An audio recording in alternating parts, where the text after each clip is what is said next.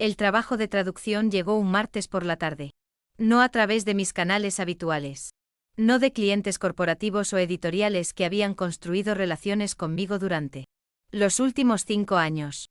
Esto llegó a través de un correo electrónico discreto con un remitente imposible de rastrear, ofreciendo $5,000 por 2 días de trabajo en un manuscrito del que no se me permitía hablar.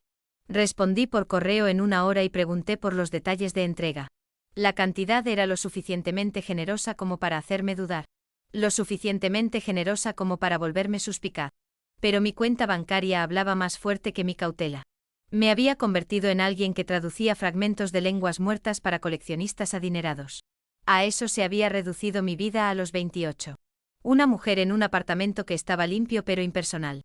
Rodeada de diccionarios y materiales de referencia. Moviéndome entre asignaciones sin construir conexiones reales. El trabajo pagaba mejor que la mayoría de empleos que requerían una educación. Pero nunca me exigía nada más allá de precisión y discreción.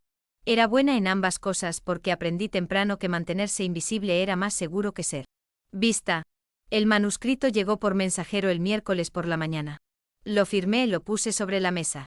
Y preparé café antes de abrir el sobre. El sello no era nuevo. Los bordes se habían deshilachado por el manejo. Era viejo. Genuinamente viejo. No la antigüedad manufacturada que a veces cruzaba mi escritorio. El papel se sentía frágil bajo mis dedos. La escritura fluyendo en dialecto siciliano que hizo que mi pecho se tensara inesperadamente. Reconocí algunas palabras. La estructura de ciertas frases. Porque vivían en mi memoria. Quisiera yo que estuvieran ahí o no. Mi abuela Lucía había sido la guardiana de estos ritmos. Había llegado a nuestra casa cuando yo tenía 13 años. Después de que murió mi madre.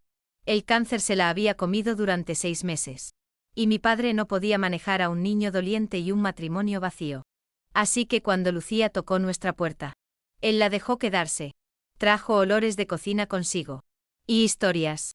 Y una voz que llevaba un acento que hacía que hasta el inglés sonara como poesía. Me enseñó siciliano de la misma manera que me enseñó a hacer pasta desde cero. No a través de instrucción formal, sino a través de inmersión. A través de repetición. A través de la suposición de que algunas cosas se heredaban. Más que aprenderse. Llevas la sangre en ti. Había dicho una vez. Sus manos curtidas guiando las mías mientras yo revolvía la salsa en la estufa. Aun cuando no la hablas. Aun cuando tratas de olvidar. El idioma te recuerda. Eso era lo que tenía Lucía. Hablaba en permanencia. Como si la sangre y el idioma fueran fuerzas con las que no se podía negociar o abandonar. Sin importar cuánta distancia pusieras entre tú y de dónde venías. Murió hace 7 años. Cáncer como mi madre. Como si hubiera alguna maldición escrita en el linaje de la familia Marino. Tenía 22 años cuando se fue. Y guardé sus cosas en una caja debajo de mi cama porque no sabía qué hacer con ellas. Cartas escritas de su puño y letra. Fotografías descoloridas al color del papel periódico viejo. Y un pequeño libro de oraciones que había copiado a mano. Ese libro fue lo que busqué cuando abrí el archivo de traducción el miércoles por la mañana. Una oración en particular aparecía en ambos documentos. La misma secuencia de palabras. La misma intención detrás de ellas. Traducida a través de décadas en geografía. La leí 3 veces para estar seguro. Mis manos temblando ligeramente mientras trabajaba con la redacción arcaica. Las imágenes religiosas que mezclaban la tradición católica con algo más antiguo. Algo que hablaba de protección y linajes. Y cosas que trascendían la oración normal. Esto no puede ser coincidencia. Dije en voz alta a mi apartamento vacío. Luego inmediatamente me sentí tonto por hablar al silencio de esa manera. Pero era el único pensamiento que tenía sentido. La oración que Lucía me había enseñado. La que susurraba durante las tormentas eléctricas y durante sus últimos días en el hospital. Era parte de este manuscrito por el cual algún desconocido me había pagado miles de dólares para traducir. Traté de trabajar el resto del documento con enfoque profesional. La traducción requería cierto desapego. Una distancia entre yo y el material. Pero mi concentración siguió fracturándose. Esa oración en particular seguía atrayendo mi atención de vuelta como una corriente. Para el jueves por la noche no había dormido. Había llamado para reportarme enferma en 2 proyectos de rutina. Y pasé 36 horas alternando entre el trabajo de traducción e investigando los orígenes del manuscrito. El documento en sí ofrecía pocas pistas sobre la autoría o procedencia. Parecía ser una colección de escritos de algún momento a principios del siglo XX, compilados por alguien con conocimiento significativo de las tradiciones espirituales sicilianas. Pero no había nada que explicara cómo Lucía llegó a tener esa oración específica. O por qué alguien pagaría esta cantidad de dinero para tenerla traducida ahora. El peso de no saber era asfixiante. Toda mi vida había tratado de construir algo separado de la historia de mi familia. Algo que fuera completamente mío. Había elegido una carrera que trataba con precisión y exactitud, lo cual se sentía como lo opuesto a todo lo conectado con mi abuela y la abuela. Anterior a ella, Lucía había insinuado cosas sin nunca explicarlas completamente. Hablaba sobre la familia de maneras que sugerían profundidad y complejidad a la que no se me permitía acceder. Usaba frases como las viejas costumbres y lo que protegemos, sin aclarar qué queríamos decir, o que requería protección. El martes por la noche me dije que necesitaba hacer avanzar el trabajo de traducción. Me dije que necesitaba despejar mi mente. Lo que realmente necesitaba era sentirme cerca de algo. De alguien. De cualquier parte de la historia que me había formado sin mi consentimiento. La iglesia estaba a 6 cuadras de mi apartamento. Había empezado a ir a St. Antonis años atrás. No por convicción religiosa, sino por una necesidad que no entendía completamente. Lucía me había llevado allí una vez cuando era más joven. Y algo sobre ese espacio había permanecido conmigo después. La forma en que la luz se movía a través de los vitrales. El aroma de velas y piedra antigua. La sensación de que el tiempo se movía de manera diferente dentro de esas paredes. Fui un martes por la noche porque esa era la hora cuando Lucía me había llevado. Había caído en el hábito de ir los martes. A veces solo por 20 minutos. Sentándome en los bancos de atrás mientras otras personas rezaban. Nunca había sido particularmente religiosa. No creía en la intervención divina o la salvación. Pero creía en el ritual. En la forma en que la repetición podía crear significado incluso cuando las palabras mismas se sentían vacías. Esa noche particular de martes. Estaba sola en la sección de oración. Solo yo y las velas del altar. Y el peso de ese trabajo de traducción presionando contra mis pensamientos. Me arrodillé sin planearlo. Mis rodillas encontrando piedra fría. Y me encontré hablando palabras en siciliano que no había hablado en voz alta desde el funeral de mi abuela. La oración me volvió perfectamente. Cada sílaba, cada inflexión, cada pausa que daba a las palabras su poder particular. No estaba pensando en lo que estaba diciendo. Mi cuerpo parecía recordar lo que mi mente consciente había tratado de olvidar. Las palabras se sentían como si se movieran a través de mí en lugar de ser generadas por mí. Antigua y necesaria. Y completamente separada de la pequeña vida que había construido en Boston. Mi voz era apenas audible. No más que un susurro que se disolvió en el silencio de la iglesia. Pero en ese momento arrodillada sola con la oración de mi abuela resucitando en mi boca sentí que algo cambiaba. No dramáticamente. Nada visible desde afuera. Pero adentro algo que había estado encerrado durante años de repente parecía permeable. Estaba tan concentrada en la sensación de pronunciar las palabras que no lo escuché entrar. No noté que alguien más había entrado a la iglesia hasta que terminé la oración. Hasta que levanté la cabeza y sentí el peso de ser observada. La comprensión de ello se movió a través de mí como agua fría. Alguien estaba ahí. Alguien había escuchado. No me di vuelta inmediatamente. Parte de mí quería fingir que la presencia que sentía no era real. Que estaba proyectando. Que mi propia intensidad alrededor de la oración había creado la sensación de la atención de otra persona. Pero así no funcionaba el mundo. Si te sentías observada, estabas siendo observada. Esa fue la primera cosa que Lucía me había enseñado sobre sobrevivir. Me levanté de mis rodillas lentamente, sosteniéndome contra el banco frente a mí. La iglesia parecía más pequeña de repente. Más íntima de una manera que no era consoladora. La luz de las velas arrojaba sombras a través de las filas vacías. Y en algún lugar de esas sombras estaba la persona que había escuchado la oración de mi abuela emerger. De mi boca. Me volví. La iglesia parecía vacía. La persona que había percibido tan claramente solo momentos antes había desaparecido.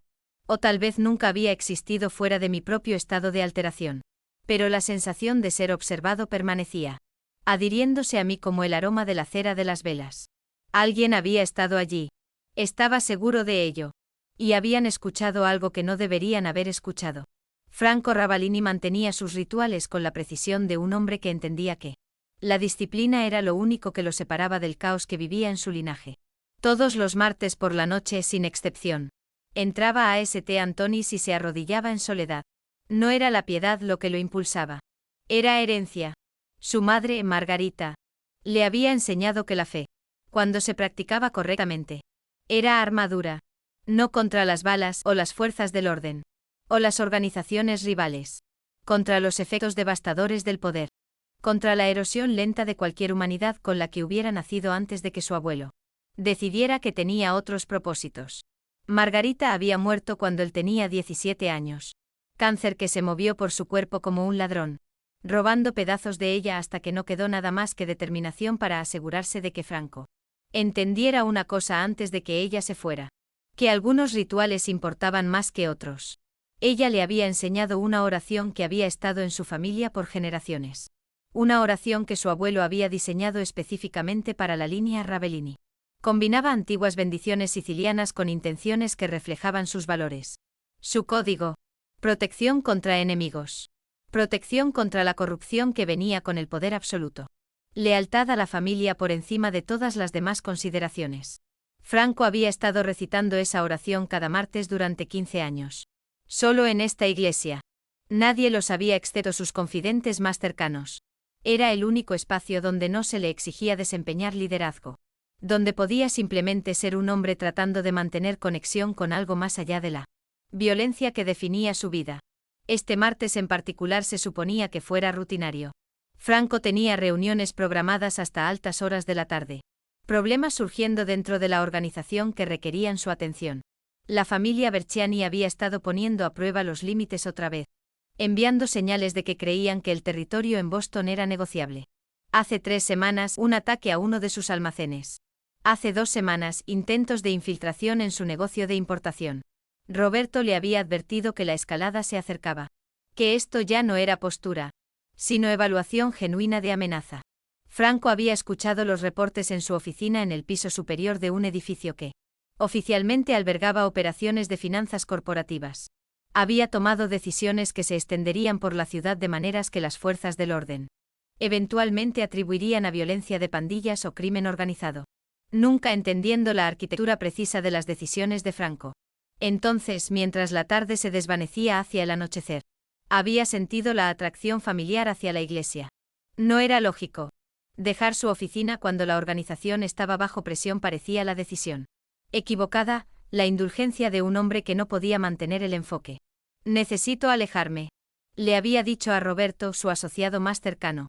Un hombre que había estado con él durante 25 años y conocía sus patrones mejor que nadie. Roberto había fruncido el ceño ligeramente. Pero no protestó. Ese era el arreglo entre ellos. Roberto manejaba los aspectos prácticos de la vida de Franco. Los detalles de seguridad. Las contingencias, pero respetaba el ritual de los martes como intocable. Tendré el auto esperando, había dicho Roberto, y Franco había dejado la oficina, moviéndose por el edificio con la autoridad casual que venía de la propiedad, pasando por empleados que lo miraban con miedo mezclado con respeto. Ninguno de ellos sabía lo que él realmente era. En lo que respectaba a la estructura corporativa, él era solo otro hombre en un traje caro. Alguien que tomaba decisiones sobre dinero y operaciones. La iglesia olía como siempre. Velas y piedra y edad. Franco se movió por la entrada y hacia la sección de oración, dirigiéndose hacia su lugar usual. El espacio estaba vacío. Solo él y la luz parpadeante de las velas votivas. Y el silencio particular que las iglesias mantenían. Un silencio que se sentía separado del resto del mundo. Se estaba preparando para arrodillarse cuando lo escuchó. Una voz tan silenciosa que al principio pensó que se la había imaginado. Pero no, era real. Alguien más estaba ahí. Una mujer, se dio cuenta mientras se orientaba hacia el sonido. Estaba arrodillada varias filas más adelante. Su cabeza inclinada, su voz apenas audible. Estaba hablando siciliano. Franco se quedó completamente inmóvil. Su cuerpo entendió antes de que su mente procesara lo que estaba escuchando. El dialecto era exacto. La entonación apropiada. No italiano. No siciliano como lo hablaban los turistas o académicos o personas tratando de reconstruir su herencia. Esto era siciliano real. Del tipo que venía de la sangre más que del estudio. Ella continuó hablando. Y entonces llegaron las palabras que hicieron que todo el sistema nervioso de Franco se activara como si una corriente eléctrica hubiera pasado a través de él. Su oración. La oración de su familia. La secuencia exacta de palabras que había estado recitando durante 15 años. Que su madre le había enseñado. Que su abuelo había creado específicamente para el linaje Ravellini. Palabras que se suponía que solo conocían los miembros de su familia. Franco se encontró moviéndose sin decidir moverse. Atraído hacia adelante como un depredador reconociendo algo que necesitaba entender. La mujer estaba completamente absorta en su oración. Sin darse cuenta de su presencia. Era rubia. Más joven que él. Vestida con ropa sencilla que sugería una vida sin riqueza significativa. Sus manos estaban cruzadas sobre su regazo. Su postura sugiriendo vulnerabilidad genuina en lugar de actuación. Cuando terminó la oración, hizo algo que cortó la respiración de Franco. Pronunció los nombres ancestrales. La continuación que venía después de la oración principal. La parte que solo conocía la verdadera familia. Dijo los nombres en siciliano. Honrando el linaje como le habían enseñado. De la manera que dictaba la tradición. Franco estaba viendo a un fantasma. O a un fragmento de su historia que de alguna manera se había manifestado en forma física. Retrocedió cuidadosamente. Moviéndose hacia la salida sin llamar la atención. Su mente estaba fracturada en múltiples realidades simultáneas. Esto no debería ser posible. La oración era interna a su familia. Información protegida que nunca había salido del círculo de sangre. Sin embargo, aquí había una mujer en una iglesia en Boston. Pronunciando las palabras de su madre como si fueran su propia herencia. Salió de la iglesia sin reconocer su presencia. Moviéndose de vuelta al aire nocturno donde Roberto lo esperaba con el auto. Franco se subió al asiento trasero e instruyó a Roberto que condujera. No hacia su oficina, sino hacia una de las casas seguras que mantenía por toda la ciudad. Sus manos temblaban ligeramente, lo cual reconoció como inusual. Franco no temblaba. No permitía que su cuerpo respondiera a la sorpresa o el shock o la confusión. Hay una mujer en la iglesia. Franco dijo sin preámbulos. Rubia. Finales de los 20. Estaba recitando nuestra oración. Las manos de Roberto se tensaron sobre el volante. Su expresión en el espejo retrovisor se volvió cuidadosamente neutral. Pero Franco podía ver que estaba calculando. Roberto entendía exactamente lo que esto significaba. La oración era secreta. No debería existir fuera de su círculo. ¿Qué querías que hiciera? Preguntó Roberto. Profesional. Específico. Buscador, dijo Franco. Todo. Nombre, dirección, ocupación. Historial familiar. Quiero entender cómo sabe palabras que se supone solo nosotros conocemos. ¿Podría ser alguien de la familia? ¿Un pariente lejano? Posiblemente, dijo Franco. Pero su instinto le decía algo diferente. Esta mujer tenía el aspecto de alguien completamente separada de su mundo. Tenía la apariencia de alguien que vivía en circunstancias ordinarias. Que trabajaba en empleos regulares. Que no entendía la complejidad de lo que llevaba dentro. Sin embargo, sabía la oración con perfecta exactitud. Para el miércoles por la mañana, Roberto había entregado información preliminar. Valentina Grant. 28 años. Traductora. Sin antecedentes penales. Sin conexiones con el crimen organizado que fueran inmediatamente aparentes. Su madre había fallecido. Padre desconocido. Ausente desde su nacimiento. Su último miembro familiar identificable era una abuela llamada Lucía Marino, que había muerto 7 años antes. El nombre Marino golpeó a Franco como un golpe físico. Marino. Ese era el apellido de la esposa de su abuelo. La conexión se había perdido generaciones atrás. Cuando ciertos miembros de la familia eligieron dejar esa vida atrás. Cuando se casaron fuera de la estructura y crearon distancia. Franco tenía quizás 8 años cuando su abuelo mencionó que la línea Marino había esencialmente desaparecido de su mundo. Que habían tomado la decisión de ser ordinarios. Pero aquí había una mujer que llevaba ese apellido familiar en su linaje. Una mujer que conocía su oración. Una mujer que parecía existir completamente fuera de su mundo. Franco pasó la noche del miércoles incapaz de concentrarse en los negocios.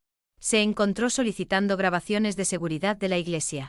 Viendo el vídeo de Valentina arrodillada en oración. Escuchando su voz a través de audio inadecuado.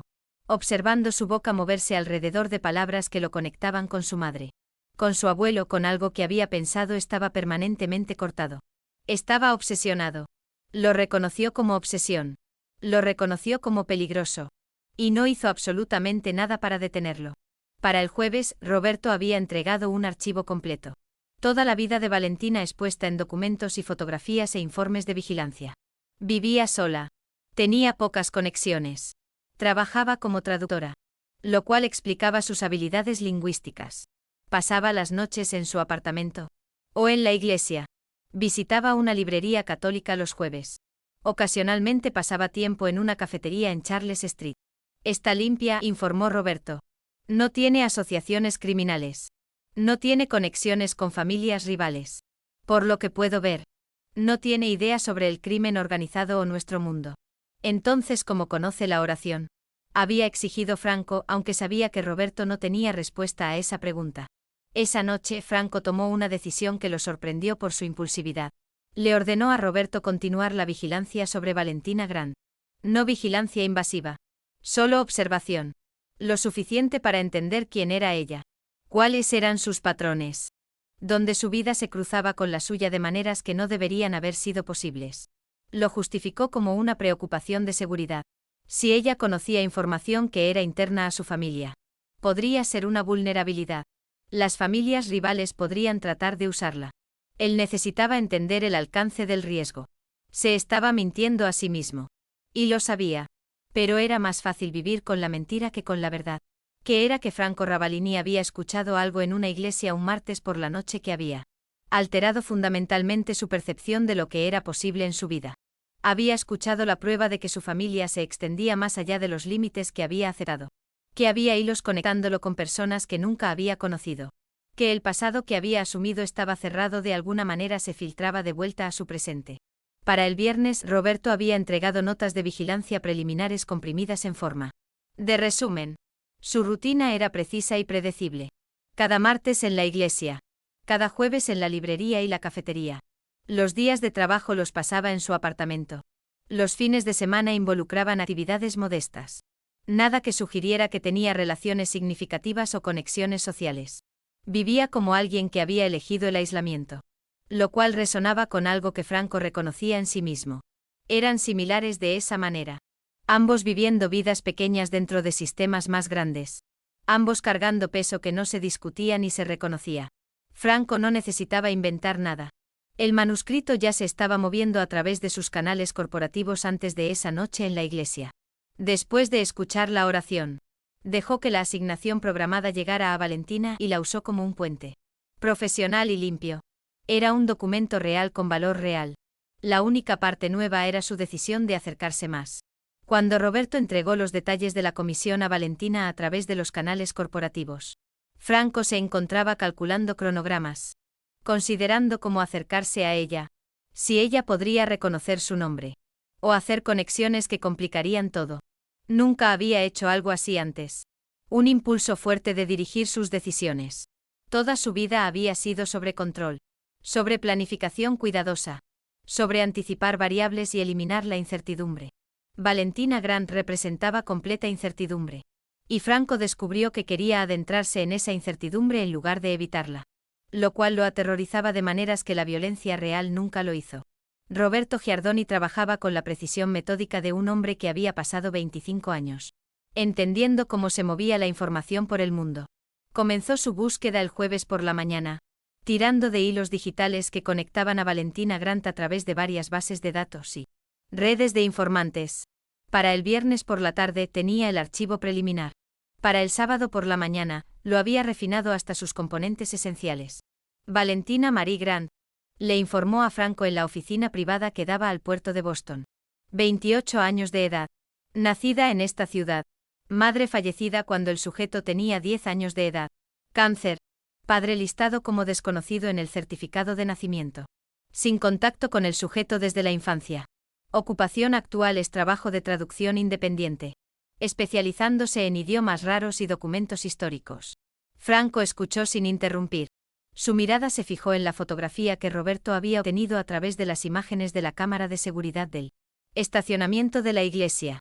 Mostraba a Valentina a la luz del día. Saliendo del edificio después de su oración. Se veía más pequeña fuera de la iglesia. Menos luminosa. Pero su rostro llevaba la misma intensidad que lo había impactado durante su oración. ¿Dónde vive?, preguntó Franco. Edificio de apartamentos en la calle Pinckney. 4º piso. Ha estado allí por 3 años. Paga la renta a tiempo. Tiene conexiones sociales mínimas. Trabaja desde su residencia la mayoría de los días. Los patrones regulares sugieren un estilo de vida altamente estructurado. Familia. Abuela. Lucía Marino. Fallecida hace 7 años. Ese es el único miembro de la familia identificable en su historia reciente. Antes de eso, los registros se vuelven fragmentarios. La abuela vino a vivir con ella cuando el sujeto tenía 13 años. Del lado de la familia de la madre. El nombre Marino aparece en los registros de inmigración de 1955. Pero rastrear el linaje más allá de eso se vuelve difícil. La mano de Franco se detuvo sobre el escritorio. Marino. El nombre que supuestamente había desaparecido de la órbita de su familia décadas atrás. Que su abuelo había mencionado solo una vez. De una manera que sugería que la conexión fue cortada intencionalmente. ¿Cuánto sabemos sobre Lucía Marino? Preguntó Franco. Roberto consultó sus notas. Lucía Marino. Nacida en 1928 en Palermo, Sicilia. Inmigró a Estados Unidos en 1952. Se casó con un estadounidense llamado Michael Grant. No hay registro de su participación en actividades criminales después de llegar a América. Vivió tranquilamente. Murió de cáncer en 2018. Le dejó a su nieta Valentina sus efectos personales, que incluían correspondencia y un libro de oraciones personal según los registros del patrimonio. Un libro de oraciones. Franco sintió que algo se cristalizaba en su comprensión. Lucía Marino. Nieta del hombre que había estado en el círculo de su abuelo. La familia que había decidido alejarse deliberadamente de su mundo. Ella había preservado la oración. Se la había transmitido a su nieta. Y esa nieta la había llevado adelante. Manteniendo el ritual a través de la distancia que había sido creada deliberadamente. Quiero que se establezca vigilancia integral. Dijo Franco. Nada invasivo. Quiero entender sus patrones. Sus conexiones. Cualquier persona con la que interactúe regularmente. Observación mínima de 3 semanas. Eso es extenso. Dijo Roberto cuidadosamente. ¿Hay alguna preocupación de seguridad? Podría haberla. Dijo Franco. Lo cual no era del todo una mentira. Ella sabe información que no debería saber. Antes de entender qué significa eso, necesitamos entender quién es ella. Roberto aceptó esto sin más cuestionamientos. La lealtad significaba aceptar las decisiones de Franco incluso cuando parecían inusuales. Para el lunes de la siguiente semana, Roberto había establecido puntos de observación discretos. La vigilancia comenzó a las 6 de la mañana, siguiendo los movimientos de Valentina desde el momento en que salió de su apartamento. Franco recibía informes diarios. Se volvieron rituales. Algo que esperaba con ansias de una manera que lo perturbaba. Cada tarde Roberto le entregaría el resumen. Valentina trabajaba durante el día, traduciendo documentos para varios clientes. Tomaba descansos en horarios específicos. Se movía por su apartamento en patrones que sugerían rutina construida a lo largo de los años. Los martes por la noche iba a la iglesia. Los jueves por la tarde visitaba una librería católica y una cafetería en Charles Street. No tenía relaciones románticas que fueran aparentes. No tenía amistades cercanas. No tenía vida social más allá de estas actividades estructuradas. Era solitaria de una manera que Franco reconocía. Porque reflejaba su propia existencia. Ambos estaban viviendo vidas pequeñas dentro de sus respectivos mundos. Ambos cargando algo que no podía ser fácilmente articulado a las personas a su alrededor. Ha recibido una asignación corporativa. Roberto informó el miércoles de la segunda semana. Trabajo de traducción. $5,000 por 2 días. La asignación llegó a través de intermediarios. Y he estado rastreando la cadena. Es legítima en la superficie. Pero la estructura sugiere algo más. ¿Cuándo recibirá la asignación? Preguntó Franco. Mañana. Servicio de mensajería corporativa. Franco asintió, ya imaginando cómo estructuraría el arreglo. Cómo idearía una razón para conocerla en persona. Podría enviar a Roberto para verificar la calidad de su trabajo inicialmente. Luego llegar él mismo para una consulta personal. Sería profesional. Sería legítimo. Le daría acceso a su espacio. Su presencia, la oportunidad de entender qué significaba que ella llevara la oración de su familia en su boca. Para el jueves por la noche el manuscrito había sido entregado. Para el viernes por la mañana, Roberto había confirmado que Valentina ya estaba comprometida en el trabajo de traducción, que había aceptado la comisión. Y comenzado inmediatamente. Estaba trabajando desde su apartamento. Lo que significaba que era accesible. lo que significaba que Franco podía organizar su propio contacto sin que pareciera sospechoso. La vigilancia continuó durante la tercera semana. Franco se encontró solicitando detalles que iban más allá de la necesidad de seguridad. Quería saber qué almorzaba. Quería saber qué libros sacó de la biblioteca. Quería saber si tenía algún hábito que sugiriera angustia emocional o dificultad. Estas peticiones eran inusuales. Y las cejas de Roberto se alzaron ligeramente ante algunas de ellas. Pero proporcionó la información sin comentarios. Visita la biblioteca pública los miércoles por la tarde. Reportó Roberto. Saca libros sobre historia siciliana. Sobre guías del idioma italiano. Sobre investigación de genealogía familiar. Parece estar tratando de rastrear la historia de su familia. Por supuesto que sí. Llevaba su oración en el cuerpo y no entendía de dónde venía. Estaba buscando significado en un linaje que había sido deliberadamente ocultado de ella. ¿Algo más? Preguntó Franco. Parece emocionalmente aislada. Dijo Roberto cuidadosamente. No hay indicación de depresión o crisis. Pero se mueve por el mundo como alguien que no espera conectar con otras personas. Tiene dinero en su cuenta pero vive por debajo de sus posibilidades. Su apartamento es minimalista. Tiene pocas posesiones. Sugiere a alguien que o valora la libertad o no cree que se merece estar cómoda. Franco comprendía ese estado. Él vivía de la misma manera. A pesar de tener acceso a recursos ilimitados. El dinero no importaba cuando todo lo que poseías podía convertirse en evidencia o palanca o un blanco para enemigos. La comodidad era un lujo reservado para personas cuyas vidas no eran inherentemente inestables. Quiero reunirme con ella, dijo Franco el viernes de la tercera semana. Organiza algo que parezca profesional. Roberto hará el contacto inicial sobre la verificación del trabajo de traducción. Yo haré el seguimiento personalmente. Eso es directo, dijo Roberto. ¿Estás seguro de que ese es el enfoque que quieres? No voy a mantener vigilancia indefinidamente, dijo Franco.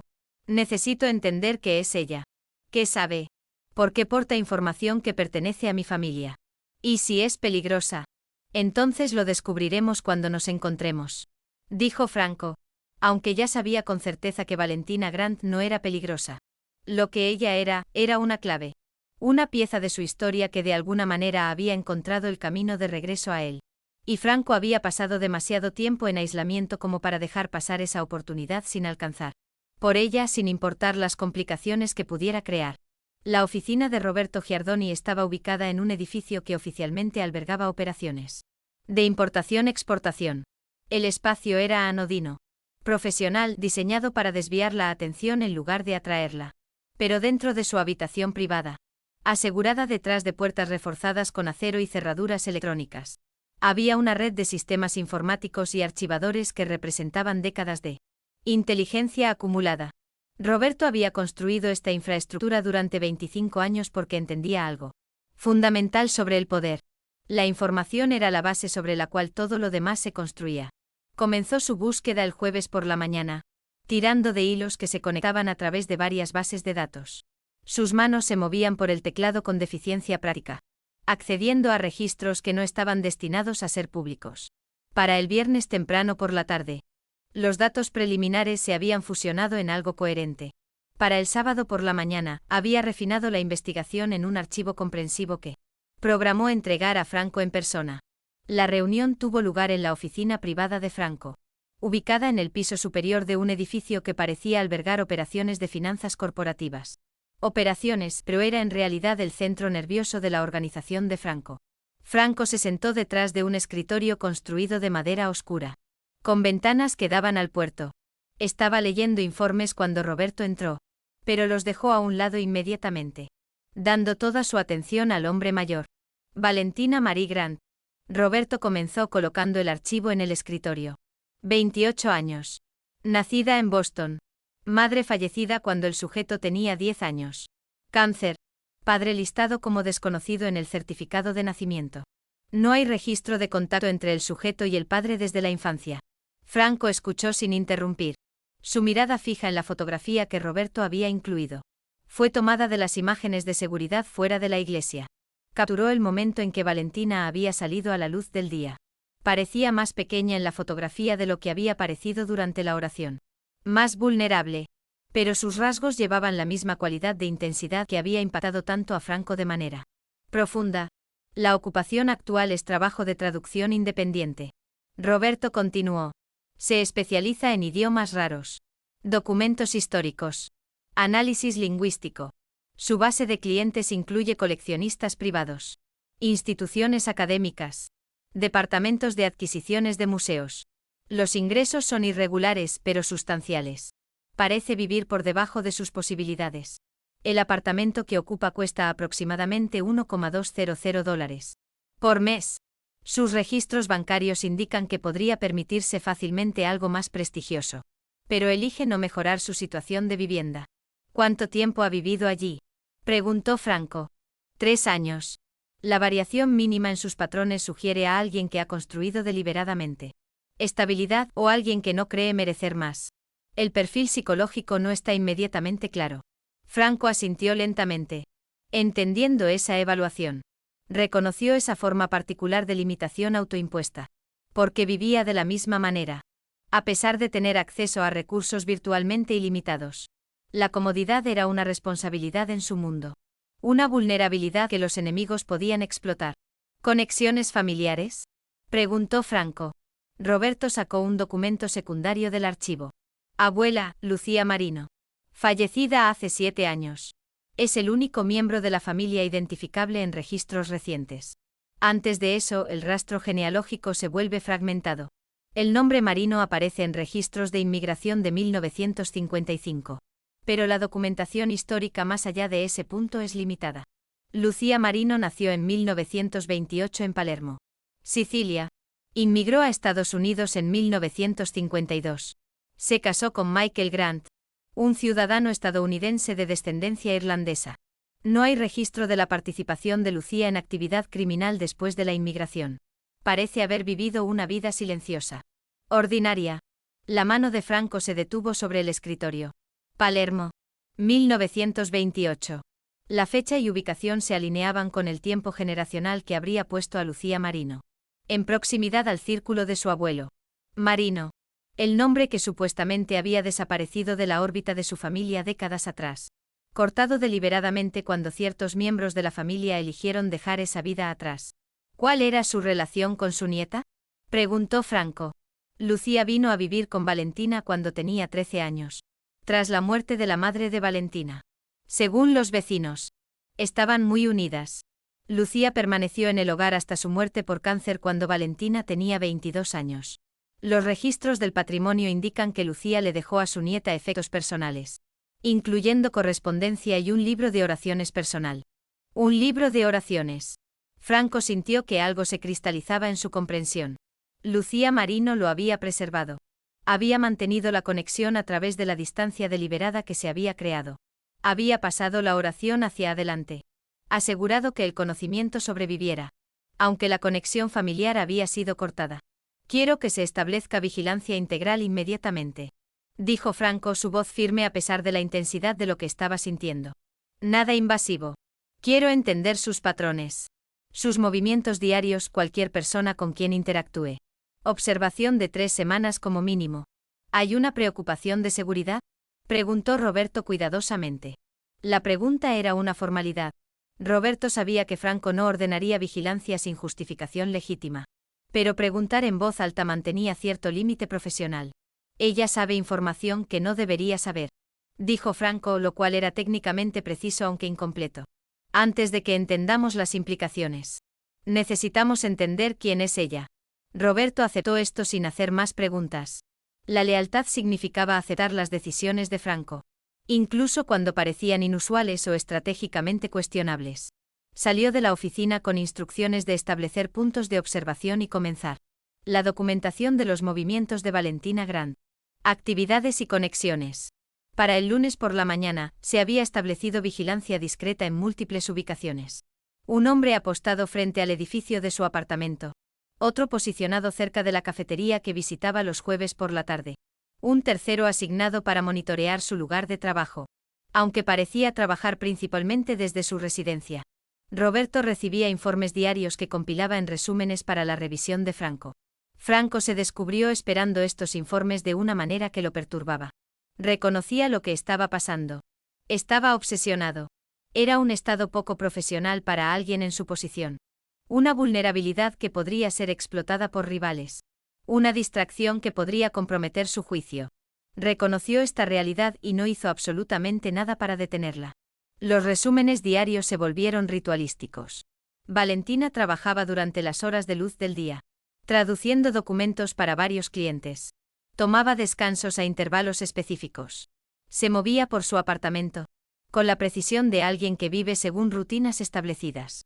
Los martes por la noche asistía a San Antonio durante aproximadamente 90 minutos de oración y reflexión. Los jueves por la tarde visitaba una librería católica donde hojeaba libros durante 30 a 40 minutos, luego se dirigía a la cafetería donde se sentaba sola. Generalmente con un libro por una hora más o menos. No tenía relaciones románticas que la vigilancia pudiera detectar. No tenía amistades cercanas. No tenía vida social más allá de estas actividades cuidadosamente estructuradas. Era solitaria de una manera que Franco reconocía y entendía. Porque reflejaba su propia existencia. Ambos vivían vidas pequeñas dentro de los parámetros de sus respectivos mundos. Ambos cargando peso que no podía articularse a las personas a su alrededor. Ambos moviéndose por sus días con precisión deliberada. La atención de Franco se enfocó completamente. ¿Detalles?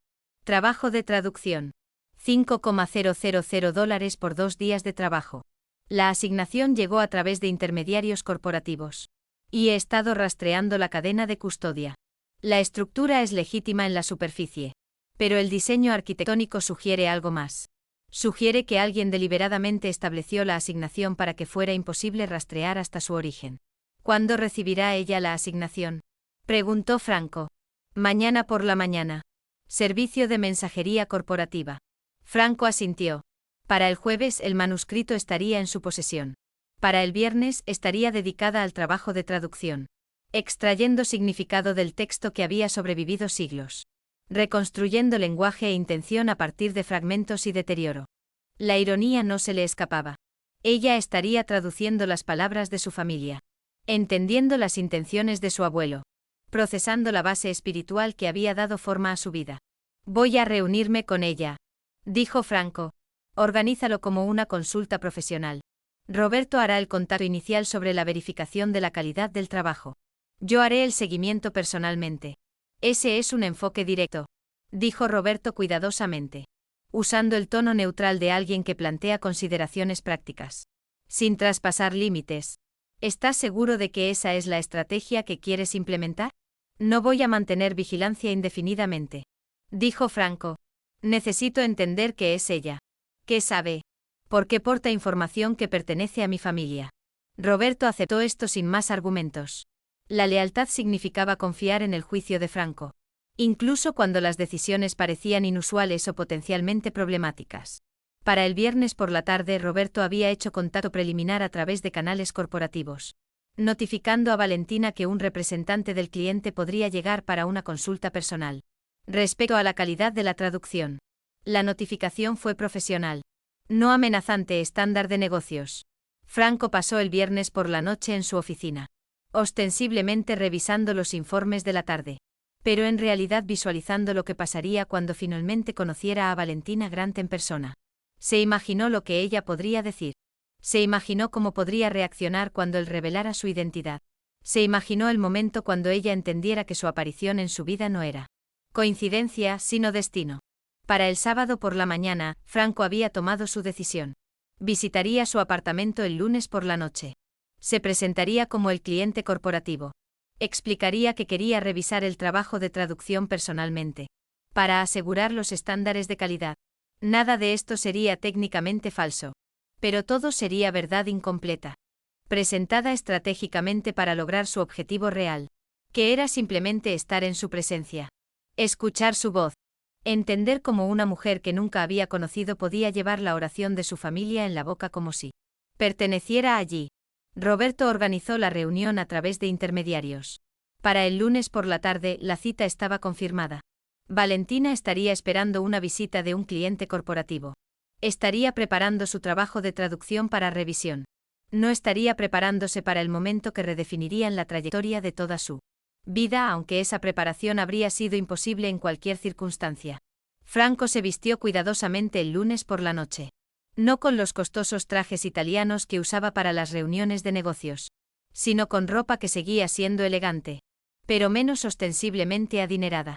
Quería presentarse como alguien exitoso, pero no ostentosamente.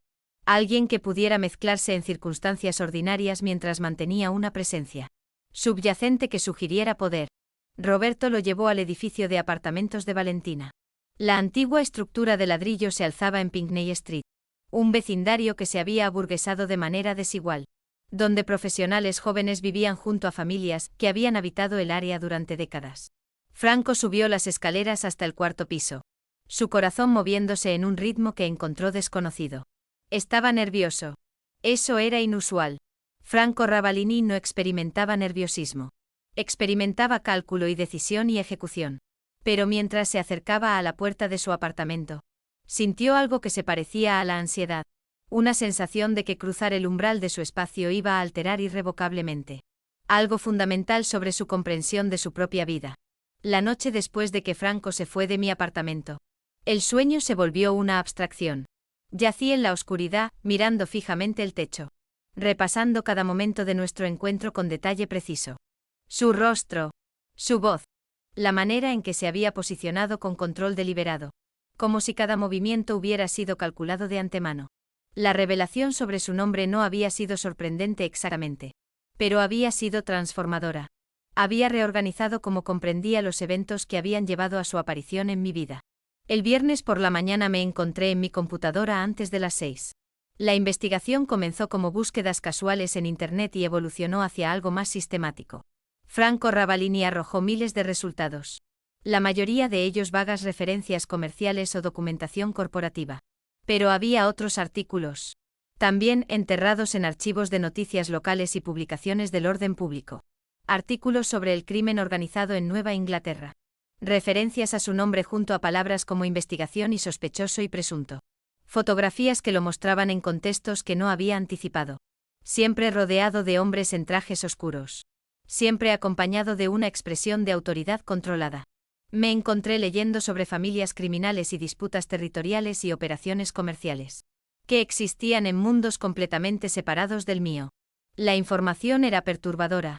No porque fuera impactante, sino porque aclaraba algo que había estado entendiendo instintivamente desde que había entrado en mi apartamento. Franco Ravalini no era un cliente corporativo.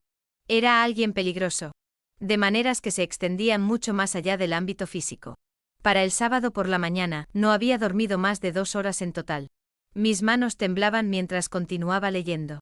Mi apartamento se sentía más pequeño. Las paredes presionando hacia adentro. Cada sonido de la calle parecía significativo. Cada notificación en mi teléfono desencadenaba ansiedad. Entendí, de una manera que se estaba volviendo cada vez más difícil de ignorar, que saber lo que era Franco había cambiado completamente el cálculo. No era posible no saberlo. No era posible regresar al momento antes de haber entendido. Tomé una decisión el sábado por la tarde que me sorprendió por su irracionalidad. Contraté a un investigador privado para localizar a mi padre. Sabía que era desesperado. Sabía que probablemente era inútil.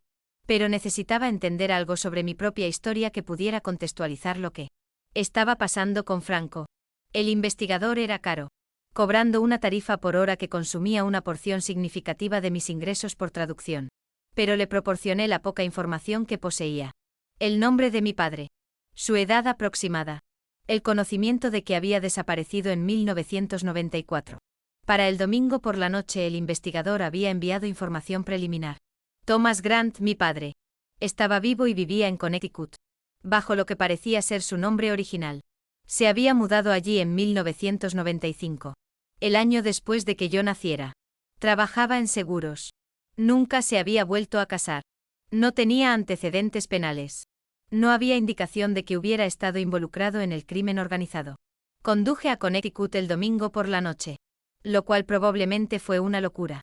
Conduje 3 horas a través de la oscuridad, siguiendo las direcciones del GPS hacia una dirección que representaba la primera conexión concreta con mi padre que jamás había intentado. Su casa era pequeña, modesta, situada en una calle tranquila donde personas que vivían vidas ordinarias construían vidas silenciosas. Me senté en mi auto afuera de su residencia durante 45 minutos antes de encontrar el valor para acercarme a su puerta.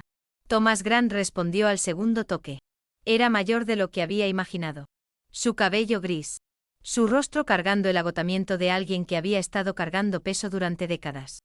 El reconocimiento no brilló a través de sus rasgos inmediatamente. Pero la confusión sí. Una mujer parada en su porche a las 10 en punto un domingo por la noche claramente no era una visitante. Mi nombre es Valentina Grant. Dije, mi voz más firme de lo que me sentía. Soy tu hija. Su reacción fue física. Sus manos se aferraron al marco de la puerta. Su respiración cambió. Por un momento pensé que podría colapsar. Entonces retrocedió. Abrió la puerta completamente. Y me hizo un gesto para entrar sin hablar. La conversación que siguió duró hasta casi las 3 de la madrugada. Thomas reveló todo con el tipo de desesperación que viene de guardar secretos. Durante décadas y de repente recibir permiso para liberarlos.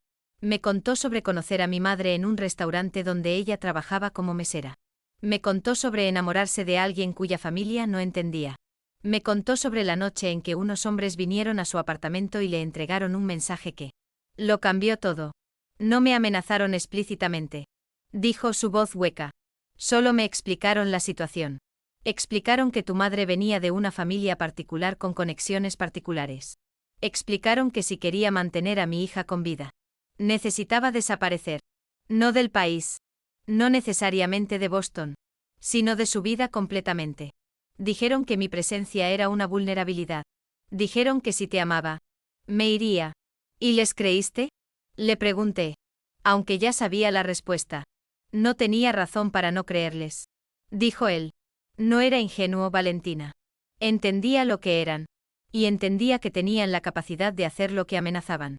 Así que me fui. Dejé a tu madre porque creía que era la única manera de mantenerte a salvo. He pasado 28 años preguntándome si tomé la decisión correcta. Thomas describió haber recibido noticias de la muerte de mi madre a través de canales indirectos. Cáncer, le habían dicho. Aunque nunca lo había confirmado directamente. Había observado mi vida desde la distancia. A través de informes de investigación que había contratado a lo largo de los años. Había visto fotografías mías entrando a mi edificio de apartamentos. Yendo al trabajo o asistiendo a la iglesia. Había conservado esas fotografías en una caja que me mostró. Sus manos temblando ligeramente mientras pasaba cada una. Quise contactarte tantas veces. Dijo él. Pero tenía miedo. Miedo de que contactarte te pusiera en peligro. Miedo de que quienquiera que me hubiera amenazado aún estuviera observando. Aún esperando a ver si violaría los términos de mi exilio. Miedo de que me odiaras por haberme ido. La conversación creó una reconciliación peculiar. No exactamente perdón. Porque el perdón requería que él hubiera hecho algo por lo que pudiera culparlo. Y ahora entendía que él había tomado una decisión que era imposible juzgar desde afuera. Había elegido mi seguridad por encima de su presencia en mi vida. Eso era algo que podía respetar. Algo que podía procesar. Algo que recontextualizaba toda mi comprensión del abandono. ¿Qué ha cambiado? Preguntó Thomas mientras la luz de la mañana comenzaba a filtrarse por sus ventanas. ¿Por qué ahora? ¿Por qué me has buscado ahora? No podía explicarlo completamente. No podía contarle sobre Franco o la oración o la vigilancia o ninguno de los elementos que habían desestabilizado mi equilibrio cuidadosamente construido. En su lugar, le dije que estaba tratando de entender a mi familia. Tratando de entender la herencia que había moldeado mi vida sin mi conocimiento o consentimiento. El lunes por la noche, Franco apareció en la puerta de mi apartamento con flores y chocolate. Las flores eran lirios. Blancos puros y el chocolate era importado. Caro. Elegido por alguien que entendía que los detalles importaban. Se veía diferente en mi espacio durante las horas de luz del día. Menos depredador. Más humano. Pero todavía había una intensidad en su presencia que hacía mi respiración superficial. Te puse bajo vigilancia. Dijo sin preámbulos. Sin ningún intento de suavizar la confesión. Seguí tus movimientos durante 3 semanas. Aprendí tus patrones. Arreglé para que recibieras una asignación de traducción que me diera un pretexto para conocerte. He estado obsesionado contigo desde el momento en que te escuché rezar. Eso es lo que necesitas saber sobre mí. Valentina. No hago las cosas a medias. Cuando algo me interesa, lo persigo completamente. Sin importar las complicaciones éticas. Debería haber estado aterrorizada. Debería haberle pedido que se fuera. Debería haber llamado a la policía. Debería haber hecho cualquiera de las muchas cosas que me habrían protegido de alguien que acababa de confesar vigilancia sistemática. En cambio, escuché la vulnerabilidad en su voz. Y reconocí algo de mí misma en la desesperación bajo su confesión. Te ofrezco una elección, dijo Franco. Una elección real. No coacción. No manipulación. Puedo desaparecer de tu vida completamente si eso es lo que quieres. Me aseguraré de tu seguridad. Te proporcionaré apoyo financiero si lo necesitas. Haré que toda esta situación desaparezca como si nunca hubiera ocurrido. O puedes permitirme quedarme. Conocerte. Entender lo que te trajo a mi mundo. Podría haber elegido cualquiera de las dos opciones. Podría haberme protegido rechazándolo completamente. En cambio, elegí la vulnerabilidad sobre la seguridad. Elegí permitirle acceso a las partes de mi vida que había mantenido protegidas durante tanto tiempo. Elegí adentrarme en la incertidumbre con alguien peligroso. Alguien cuyo mundo era fundamentalmente incompatible con el mío. Alguien cuya obsesión conmigo reflejaba mi creciente obsesión por entender quién era él y qué podría significar su interés en mi existencia. Quédate, le dije. La palabra apenas audible. Cuéntame algo verdadero sobre ti. Franco dio un paso más cerca. Su mano se extendió, los dedos rozando mi línea de la mandíbula con cuidadosa intencionalidad. Todo sobre esto es verdadero, dijo. Mi obsesión contigo. Mi necesidad de entender cómo conoces la oración de mi familia. Mi certeza de que conocerte no fue coincidencia sino destino. Todo es completamente verdadero. Eso es lo que más me aterroriza. No me va bien con las cosas que no puedo controlar. Y tú, Valentina, eres completamente incontrolable. Los días que siguieron a la confesión de Franco se desarrollaron en un ritmo que se sintió simultáneamente ordinario y extraordinario. Llegaba a mi apartamento por las tardes. A veces directamente de reuniones de negocios. Otras veces después de pasar horas manejando operaciones que no entendía completamente. Establecimos un patrón de intimidad doméstica que parecía contradictorio a todo. ¿Sobre quién era él? Cocinaba ocasionalmente, moviéndose por mi cocina con sorprendente competencia. Mientras yo trabajaba en traducciones en la mesa del comedor. Nos sentábamos en un silencio casi total. Ese tipo de quietud cómplice que solo se desarrolla entre personas que han superado la necesidad de conversación constante. Franco comenzó a revelar su mundo en capas deliberadas. Cada confesión otro ladrillo en la estructura de confianza que se estaba formando entre nosotros. Me habló de su madre Margarita. Como había muerto cuando él tenía 17 años. Como su muerte había coincidido con la decisión de su abuelo de llevarlo directamente al negocio familiar. Hablaba sobre la violencia sin glorificarla. Describiéndola como una herramienta práctica en un mundo donde las herramientas prácticas eran la única moneda.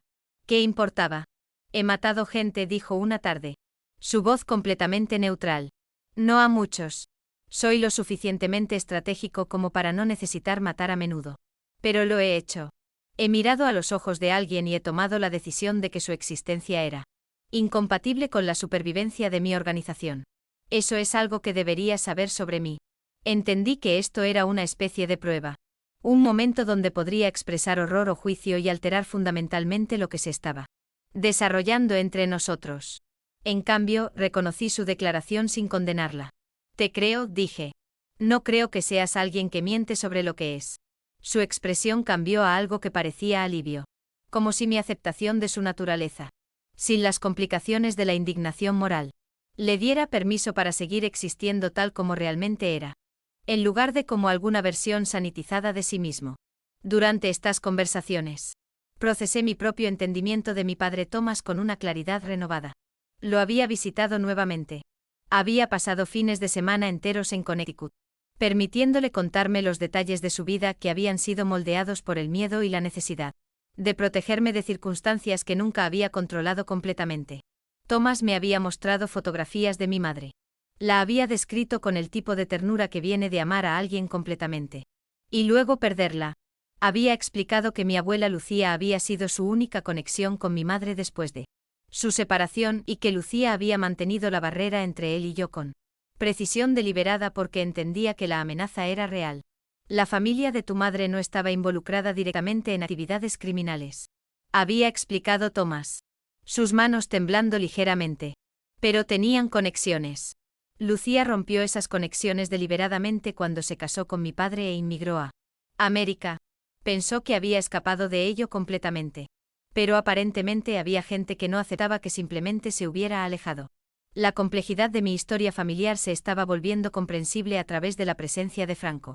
En mi vida, él representaba el mundo del que mi abuela había huido. Las tradiciones que había preservado a través de la oración y el lenguaje mientras rechazaba activamente su aplicación práctica. Y yo, de alguna manera, había heredado tanto el legado espiritual como la vulnerabilidad que venía con él. Una noche a finales de noviembre, Franco llegó a mi apartamento con tensión visible en sus hombros. Se movía por el espacio con menos gracia de lo habitual, su movimiento sugiriendo que algo había perturbado su equilibrio. Me besó brevemente. Luego se dirigió a la ventana y se quedó allí mirando el horizonte de Boston sin hablar. ¿Qué pasó?, pregunté. Un ataque a uno de nuestros almacenes, dijo. La familia Versiani está escalando más allá del nivel de posturas que hemos estado manejando. Esto se está convirtiendo en algo más sustancial. ¿Es serio? La pregunta se sintió ingenua incluso mientras la hacía. Pero no sabía cómo cuantificar la amenaza en el mundo de Franco. Es manejable, dijo. Lo que parecía una no respuesta. Pero requiere atención. Voy a necesitar estar lejos de aquí con más frecuencia. A veces por periodos prolongados. Necesitas entender que mi presencia no puede ser constante. Entendí entonces que nuestra domesticidad había existido en una especie de burbuja. Un espacio donde podía olvidar temporalmente que Franco existía dentro de una estructura compleja de poder y violencia y conflicto territorial. El ataque a su almacén fue un recordatorio de que esta estructura siempre estaba presente. Siempre exigiendo gestión y respuesta estratégica. Roberto apareció en mi apartamento el siguiente martes por la noche. Lo cual nunca había sucedido antes. Su llegada sugería que algo había cambiado en los protocolos de seguridad operacional de Franco. Protocolos. Roberto se quedó de pie en mi sala de estar con su característico comportamiento profesional. Aunque pude detectar algo que se aproximaba a la preocupación bajo su expresión. Cuidadosamente neutral. Franco está ocupado con asuntos operacionales, dijo Roberto. Me pidió que te informara que puede haber actividad escalada durante las próximas semanas. Quiere que sepas que tu seguridad es una prioridad, pero que su disponibilidad se verá comprometida. ¿Está en peligro?, pregunté directamente. Roberto consideró la pregunta con la gravedad que merecía. Franco siempre está en peligro, dijo. Esa es la naturaleza de su posición. Pero ha sobrevivido 32 años en este mundo a través de una combinación de pensamiento estratégico y la lealtad de personas que están dispuestas a sacrificarse por él. Yo estoy entre ellas.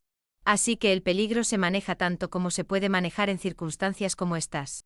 Después de que Roberto se fue, pasé la noche investigando a la familia Versiani. La información en línea era limitada, pero sugerente.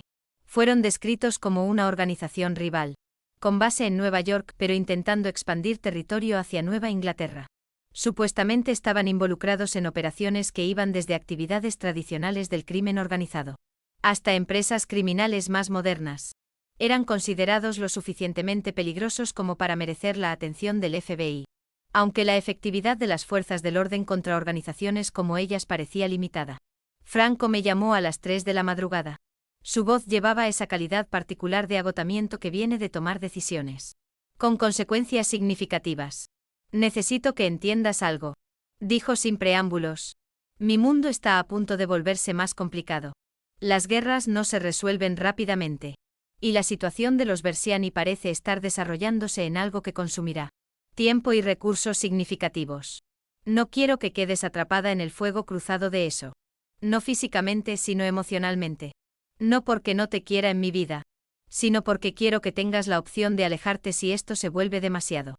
¿Me estás ofreciendo una salida?, pregunté escuchando la vulnerabilidad en mi propia voz. Te estoy ofreciendo la realidad, dijo. Te estoy ofreciendo la verdad de que estar conectada conmigo significa estar conectada a todo. Esto, la violencia, la complejidad, la incertidumbre. Sé lo que te estoy pidiendo. Y quiero que tomes esa decisión con información completa. No necesito irme, dije. Estoy eligiendo quedarme. Hubo silencio en la línea. El tipo de silencio que lleva peso. Entonces necesito mudarte a un lugar más seguro, dijo Franco. Un lugar donde pueda protegerte más efectivamente. Tengo una casa en los suburbios. Es segura. Quiero que te mudes allí mientras se desarrolla esta situación. La propuesta debería haberme aterrorizado. Debería haber activado cada instinto de autoconservación que poseía. En cambio, sentí una extraña sensación de alivio. Mudarme a la ubicación segura de Franco significaba renunciar al control. Pero también significaba renunciar al aislamiento que había mantenido durante tanto tiempo. Significaba aceptar que ya no me movía por el mundo sola. Que alguien con recursos considerables había determinado que mi seguridad importaba lo suficiente como para requerir medidas extraordinarias. ¿Cuándo? Pregunté. El lunes, dijo. Haré que alguien te ayude con tu transición. Empaca lo esencial. No te preocupes por la mayoría de tus posesiones. La casa tiene todo lo que necesitarás. Ese viernes por la noche Franco apareció en mi apartamento por última vez en ese espacio. Se movió por las habitaciones con la deliberación de alguien tomando fotografías finales en su memoria. Se paró frente al altar donde guardaba fotografías de Lucía, estudiando las imágenes como si pudieran revelar secretos. Tu abuela era extraordinaria, dijo. Ella preservó algo que se suponía que debía ser protegido y secreto. Lo hizo de todos modos. Mantuvo la conexión a través de la distancia y la separación deliberada. Eso requirió coraje. Lo era. Estuve de acuerdo. Recién ahora estoy entendiendo cuánto. Franco me acercó hacia él, sus brazos rodeándome con el tipo de intensidad protectora que sugería que se estaba preparando para una separación. Una vez que te mudes a la casa, las cosas van a cambiar. No podré mantener el nivel de proximidad que tenemos ahora. Habrá días en los que estaré completamente ausente. Habrá decisiones que estaré tomando sobre las que no serás informada porque la información te pondría en peligro. Vas a tener que confiar en mí a través de circunstancias donde la confianza es la única moneda. ¿Qué importa? Asentí contra su pecho, entendiendo que estábamos entrando en una nueva fase de lo que fuera que esto era. Una fase donde la seguridad requería sacrificio. Donde la protección requería distancia. Donde el amor existía junto al peligro de maneras que apenas estaba comenzando a comprender. La casa de seguridad existía en un estado de aislamiento controlado. Ubicada en las extensiones suburbanas de Boston, donde las propiedades se situaban alejadas de las carreteras detrás de portones de hierro forjado y árboles maduros. Era una mansión disfrazada de riqueza discreta. Desde el exterior parecía ser simplemente una casa costosa propiedad de alguien que valoraba la privacidad. En el interior, la arquitectura revelaba su verdadero propósito. Ventanas reforzadas que parecían decorativas, pero estaban construidas con materiales diseñados para resistir una fuerza significativa. Cámaras posicionadas en ángulos estratégicos a lo largo del perímetro interior y exterior. Sistemas de seguridad integrados en las paredes de maneras que eran apenas visibles a menos que supieras qué buscar. Franco me había dado un recorrido el lunes por la mañana antes de desaparecer para reuniones que ocuparían su atención durante los próximos 3 días. Me había mostrado la cocina, la biblioteca, el dormitorio principal que tenía ventanas con vista a un lago privado que reflejaba el cielo gris de noviembre. Todo lo que pudiera necesitar estaba proporcionado. Comida almacenada en el refrigerador. Libros organizados en estantes. Un espacio de trabajo configurado con sistemas de computadora y herramientas de traducción. No serás prisionera aquí, había dicho mostrándome el panel de seguridad que controlaba el portón. Puedes irte si quieres, pero preferiría que no lo hicieras. No hasta que la situación se estabilice. La situación no se estabilizó. Para el miércoles, Franco llegó a la casa con una lesión visible. Su hombro izquierdo estaba vendado bajo su camisa. Y se movía con la deliberación cuidadosa de alguien que controla el dolor. No pregunté qué había pasado. Entendía que ciertos detalles se mantendrían en secreto para mi protección. Que el conocimiento completo de sus operaciones podría crear vulnerabilidades. Lo que más me impresionó fue cómo me permitió verlo herido. No lo ocultó ni lo minimizó.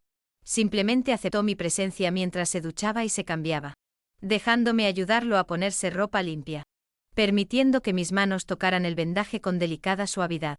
Era una intimidad que trascendía lo físico. ¿Qué tan grave? Pregunté. Manejable, dijo, lo que se había convertido en su respuesta estándar a cualquier pregunta sobre la gravedad de las circunstancias. Sanará. Todo sana eventualmente. El jueves por la noche el enfoque de Franco se desplazó parcialmente hacia mí. Trajo archivos a la biblioteca donde yo había estado trabajando en tareas de traducción rutinarias, extendiendo documentos sobre la pesada mesa de madera. Necesito tu experiencia, dijo.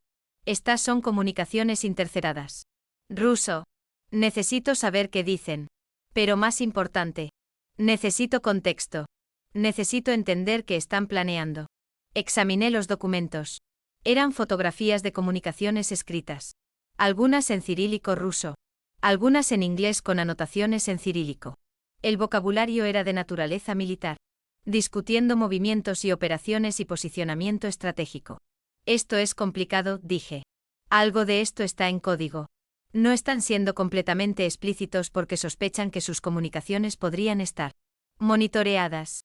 ¿Pero puedes interpretar el subtexto? Posiblemente, dije. Dame tiempo. Trabajé durante 3 días seguidos. Interrumpiendo solo para dormir y comer. Franco me proporcionó materiales de referencia y contexto histórico sobre organizaciones criminales rusas. Las comunicaciones comenzaron a cohesionarse en algo significativo. Estaban discutiendo estrategias de infiltración. Discusiones sobre cuáles de las operaciones de Franco eran vulnerables. Planes de escalada. Para el domingo por la noche había compilado una traducción que pintaba un cuadro claro de las intenciones de la alianza Versiani rusa. No solo estaban atacando las operaciones de Franco. Estaban mapeando sistemáticamente su estructura organizacional con el objetivo de una completa desestabilización. Esto es sofisticado. Le dije a Franco mientras presentaba mis hallazgos. No están actuando imprudentemente. Están realizando reconocimiento. Entendiendo tus vulnerabilidades antes de hacer un movimiento importante. Lo que significa que tenemos tiempo. Dijo Franco, aunque su expresión sugería que el tiempo era una mercancía limitada. Gracias. Esta información cambia nuestros cálculos estratégicos significativamente. Me besó brevemente. Luego se fue otra vez. Arrastrado de vuelta a reuniones y decisiones que darían forma a cómo su organización respondería a la amenaza que se desarrollaba a nuestro alrededor. La noche del martes llegó con esa cualidad particular de silencio que noviembre traía a Nueva Inglaterra. Franco apareció inesperadamente. Lo cual se había vuelto raro. Su ausencia había sido prolongada. Su presencia volviéndose algo que había aprendido a no anticipar. Pero el martes exactamente a las 7 en punto. Entró a la casa segura cargando el peso de 3 semanas de conflicto.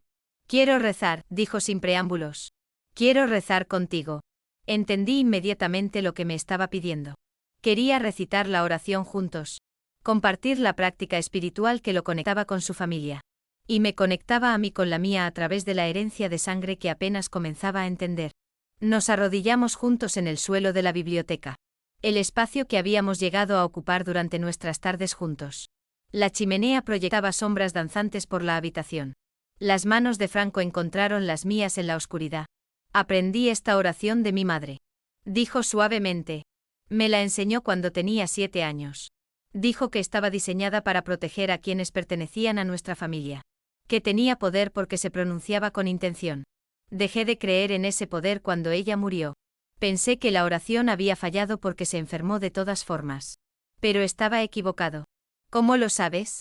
Pregunté. Porque sigo vivo. Dijo. Porque estás aquí. Porque de alguna manera, a través de generaciones y ruptura deliberada, llevas esta oración en tu sangre. El poder no era prevenir la muerte. Era mantener la conexión a través de la distancia y el tiempo. Recitamos la oración juntos. Su voz se movía debajo de la mía. Las palabras sicilianas creaban una armonía que era casi musical. Cuando terminamos, Franco permaneció arrodillado a mi lado. Su mano agarrando la mía con una intensidad que sugería que se estaba anclando a algo real. Mi madre murió de cáncer. Dijo Franco cuando tenía 17 años. La consumió durante meses. La vi deteriorarse. Y no pude hacer nada para detenerlo. Era la persona más fuerte que conocía. Y a la enfermedad no le importaba la fuerza. Sentí que el pecho se me oprimía. Mi madre murió de cáncer. También dije cuando tenía 10 años. Apenas recuerdo su rostro ahora. Tengo fotografías, pero esas no son lo mismo que la memoria real. Franco se volvió hacia mí entonces. La comprensión cristalizándose en su expresión. Entonces entiendes la pérdida. Entiendes lo que significa que te quiten algo esencial antes de que estés listo para dejarlo ir. Lo entiendo, dije. Me acercó a él, sus brazos rodeándome con el tipo de intensidad protectora que se había convertido en su lenguaje físico. Nos quedamos así durante horas, arrodillados frente al fuego, abrazándonos de la manera en que lo hace la gente cuando ha reconocido en el otro algo fundamental sobre la supervivencia y el duelo. Más tarde esa noche, mientras estábamos juntos en el dormitorio principal, Franco trazó patrones sobre mi piel con dedos cuidadosos. Su tacto era exploratorio, gentil de una manera que contrastaba con la violencia controlada que típicamente caracterizaba su presencia física. Se movía lentamente dándome oportunidades de retirarme, de establecer límites. En cambio, lo acerqué más a mí, aceptando la vulnerabilidad que me estaba ofreciendo. Hicimos el amor con una intimidad que trascendía la conexión física. Era un reconocimiento del trauma compartido. Una aceptación de que ambos éramos personas moldeadas por la pérdida y la necesidad de sobrevivir. Circunstancias fuera de nuestro control. Cuando me sostuvo después, su respiración disminuyendo gradualmente mientras se acercaba el sueño. Sentí que algo se asentaba dentro de mí. Una sensación de pertenencia que había buscado toda mi vida y nunca había encontrado hasta este momento. No me dejes, le dije a la oscuridad. Las palabras escaparon antes de que pudiera reconsiderarlas. No puedo hacer esa promesa, dijo Franco con brutal honestidad. La guerra con Versiani podría requerir sacrificios que no puedo anticipar. Pero puedo prometer que tú eres la razón por la que estoy luchando por sobrevivir. Todo lo que hago ahora está calculado hacia crear un futuro donde pueda existir en este espacio. Contigo sin amenaza constante. Era la cosa más romántica que alguien me había dicho jamás. Precisamente porque estaba desprovista de falsas promesas. Franco no me estaba ofreciendo certeza. Me estaba ofreciendo su compromiso de intentar. Su disposición a sacrificarse. Su deseo genuino de construir algo que trascendiera la violencia de su mundo. Para el miércoles por la mañana, se había ido otra vez arrastrado de vuelta a las necesidades operacionales. Pero dejó algo atrás. Una carta manuscrita colocada en mi almohada, expresando en palabras lo que había luchado por articular en conversación. Escribió sobre reconocer en mí algo que pensó había sido permanentemente cortado. De su capacidad de sentir. Escribió sobre su madre. Y sobre su temor de que su existencia inevitablemente dañaría a cualquiera que se permitiera amarlo. Escribió sobre elegir creer que tal vez su madre había tenido razón sobre el poder de la oración y que tal vez Valentina Grant había sido enviada a su vida específicamente para recordarle por qué la supervivencia importaba. La guerra alcanzó su crescendo durante la tercera semana de diciembre. Franco había estado ausente por periodos cada vez más prolongados, llegando a la casa de seguridad solo en intervalos breves para ducharse, cambiarse de ropa y consumir informes que Roberto entregaba con precisión mecánica. La tensión en sus hombros se había vuelto permanente, sus movimientos sugiriendo a alguien operando con reservas agotadas tanto de resistencia física como de energía emocional. Valentina permaneció en la casa de seguridad, continuando su trabajo de traducción, pero con una nueva intensidad de propósito. Las comunicaciones rusas que Franco necesitaba interpretar se habían convertido en su único foco. Trabajó metódicamente a través de los mensajes interceptados, reconociendo patrones que sugerían que la alianza Versiani se aproximaba a su fase operacional final.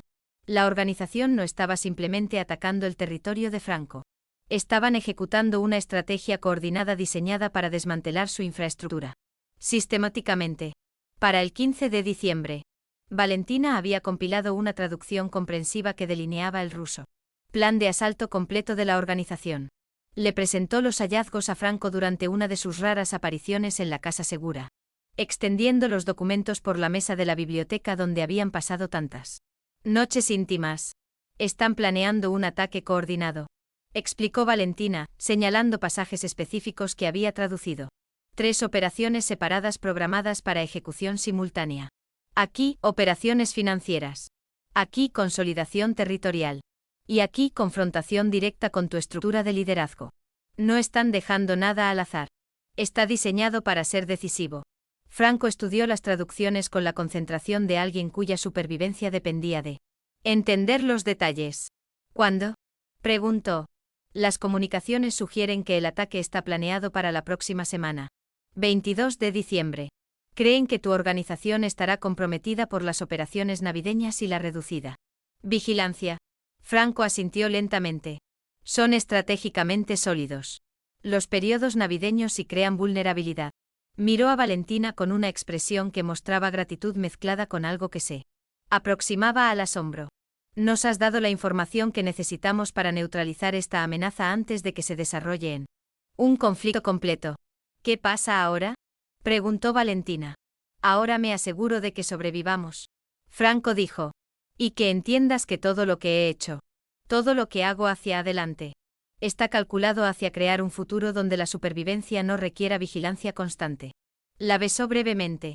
Luego se fue otra vez, arrastrado de vuelta a la maquinaria compleja de guerra y respuesta estratégica que era su mundo. La inteligencia que Valentina había proporcionado le dio a Franco algo que no había poseído antes: la capacidad de ser proactivo en lugar de reactivo. Posicionó a su gente en ubicaciones donde se anticipaban los ataques de los Versiani. Reforzó operaciones vulnerables. Estableció redes de vigilancia que le alertarían en el momento en que cualquiera de los ataques planeados comenzara a materializarse. Lo que pasó después fue inusual en el mundo del crimen organizado. En lugar de guerra abierta, hubo negociación. Alexei Popov, el líder ruso que había coordinado todo el asalto, llegó a Boston personalmente esperando encontrar la organización de Franco en desorden.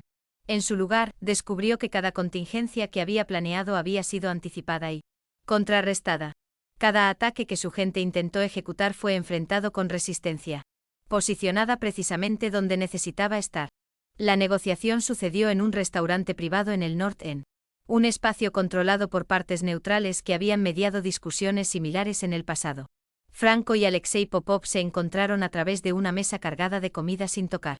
Su conversación conducida en los tonos cuidadosamente medidos de dos hombres poderosos que reconocían que el conflicto continuo sería mutuamente destructivo. «Eres más ingenioso de lo que anticipé», Popov dijo en ruso. Su acento espeso, pero su intención clara. «Eres más ambicioso de lo que deberías haber sido». Franco respondió en inglés. Expandirse hacia territorio que tiene protecciones establecidas requiere más que celo organizacional. Requiere entender el paisaje al que estás entrando. Tengo información que sugiere que tu organización es vulnerable. Popov contraatacó. Tenías información, Franco corrigió.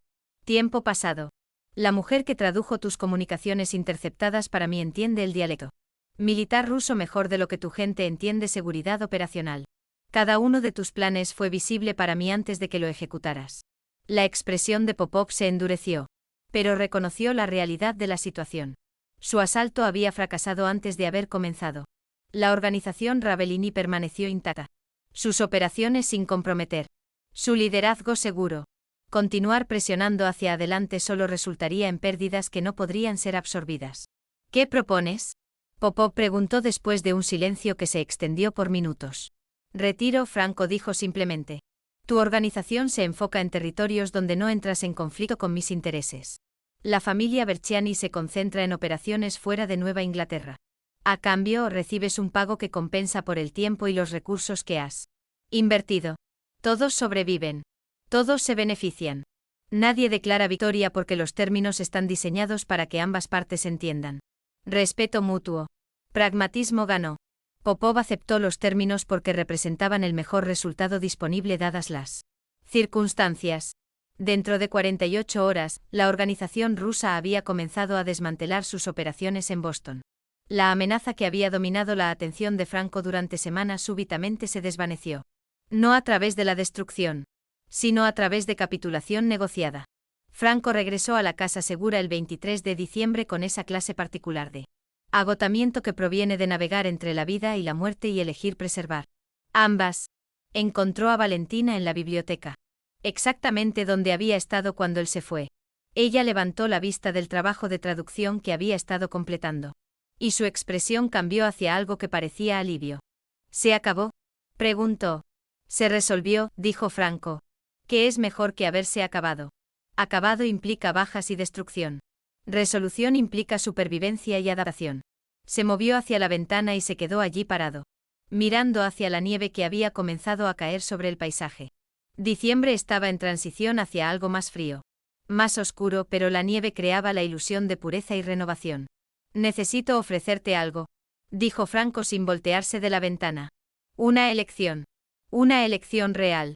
No algo restringido por circunstancias u obligación. Puedes irte. Te proporcionaré $250,000. Nuevos documentos si los quieres.